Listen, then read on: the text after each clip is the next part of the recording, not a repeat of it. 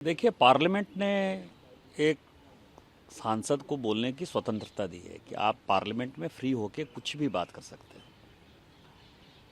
वो संविधान ने आर्टिकल 105 में ये सुविधा दी है, लेकिन उसके साथ ही उन्होंने रूल्स बनाने के लिए पार्लियामेंट को जो है कहा कि आप इस प्रकार से रूल बनाओ, ये नहीं कि कोई किसी की इमेज को ऐसे ही टार्निश करके चला जाए।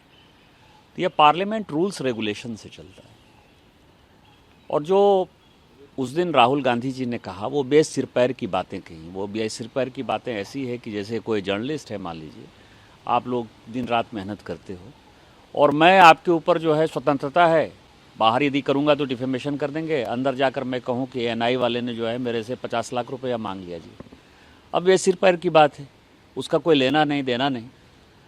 तो वो स्वतंत्रता के लिए कहा है कि यदि आपके पास कोई प्रमाण है तो उस प्रमाण के साथ ही आप किसी मुद्दे को उठा सकते हैं। दूसरा, यदि कोई एक मेंबर ऑफ पार्लियामेंट दूसरे मेंबर ऑफ पार्लियामेंट के बारे में कोई बात उठाना चाहता है तो उसके लिए वो नियम है कि आपको नोटिस देना पड़ेगा। यदि स्पीकर सेटिस्फाइड है कि नहीं आपका जो आरोप है वो सही है तो फिर स्पीकर आपको इजाज़त देते हैं उठाने का।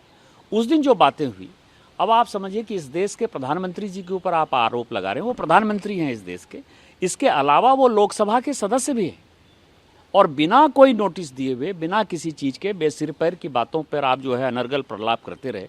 तो हमने एक सिंपल सा सवाल कहा है कि ठीक है, आपने यदि कहा हम आपकी बात से ही एग्री कर जाते हैं, लेकिन आपने जो जो आरोप लगाए हैं उन सारे आरोप के पीछे तथ्य क्या है, कागज क्या है, आपके झूठ के पुलंदे में क्या क्या चीज़ें पड़ी हुई हैं, वो सारे आप स्पीकर साहब को दे दीजिए।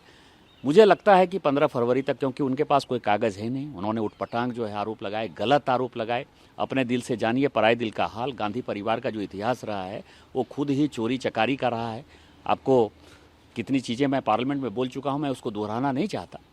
लेकिन यदि ये काम उन्होंने किया तो उनके पास दो ही रास्ते बनते हैं।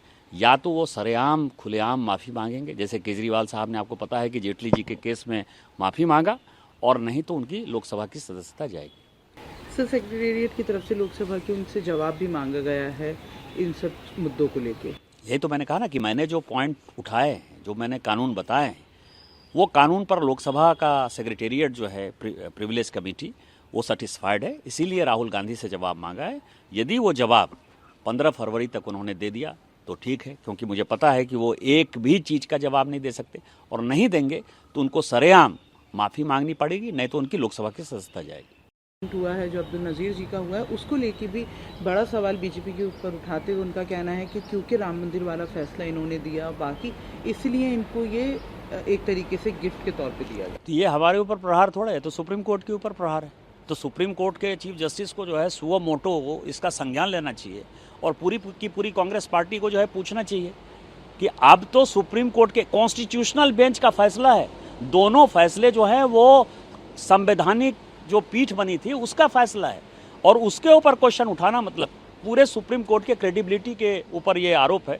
और जो चाइना के साथ कांग्रेस पार्टी का टाइप है, आपको पता है कि चाइना की जो एक साजिश है देश को तोड़ने की, सारे संवैधानिक संस्थाओं को नष्ट करने की, ख़त्म करने की और क्योस बनाने की, इस देश को पाकिस्तान और अफगानिस्तान बनाने की, उसी की ये साजिश है। दूसरा, जो माइनॉरिटी अपीजमेंट के नाम पर माइनॉरिटी को आज तक धमका के ये वोट लेते रहे, अब उनके पास कोई रास्ता नहीं है, क्योंकि वो कहते रहे कि मुसलमान कोई नहीं है, मुसलमान कोई नहीं है। नज़ीर साहब जो है बहुत ईमानदार उनकी छवि रही है, एक अच्छे आदमी हैं और वो डिजर्व करते हैं गवर्नर बनने के लिए। अब वो मुसलमान को बना दिया तो अब इनके पास कोई मुद्दा नहीं बचा। तो एक तरफ इनका है कि संवैधानिक संस्था को ख़त्म करो, चीन की साजिश में शामिल हैं। दूसरा, जिन मुसलमानों को ये डरा धमका कर वोट लेते रहे उनकी वो राजनीति खत्म हो रही है, इसलिए वो आरोप लगा रहे हैं। और मुझे लगता है कि इससे घटिया और निकृष्ट आरोप कांग्रेस पार्टी लगा नहीं सकती।